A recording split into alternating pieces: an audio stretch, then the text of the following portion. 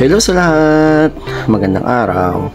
Ito nga pala yung niluto ko kagabi sa hapunan ko guys. Nilagang baboy. Oo, mahilig ako sa sabaw.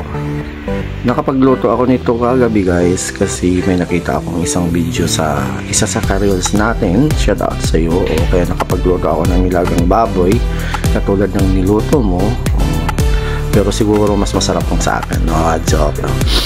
Hinaluan ko nga pala yan ng pechay, tsaka saging na saba, patatas, tsaka green onion, yung mga aromatic natin, tsaka yung green onion, at tsaka bawang. Yung mga hinalo ko sa kanya guys. Kaya yan yung naging resulta sa luto ko. At masaya din naman akong kumain kagabi at nasarapan ako sa luto ko. Usually naman mga idol, pag nagluluto ako, sarap na sarap ako sa luto ko. O diba? Proud ka sa ginagawa mo. Ganun dapat mga idol. Ganun dapat tayong lahat. Pag nagluto natin, with heart. Ayan mga idol. Ayan yung sabaw pa lang. Panalo na. O diba? Mapaparami ka sa pagkain.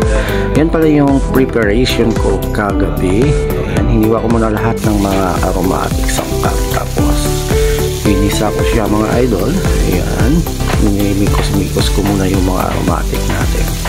Para masarap at masarap. Tamang-tamang mikos-mikos lang. Yung maluto siya ng katamtaman lang. Tapos ayan mga idol, yun, medyo matagal-tagal kasi malalaki kasi siya eh. Tapos hinalo ko na din yung patatas. Ayan, hinalo ko na siya. Tapos ayun, ilagay ko na din yung karne at saka yung sabaw. Ayun, pinakuluan ko na. At ayun, at saka nilagay ko na din yung saging. Ayun, ready na siya mga idol. Ayun, tapos na siya. Ready na siyang isaing sa hapagkainan. Oh, thank you so much sa lahat and God bless. Thank you. Salamat sa lahat.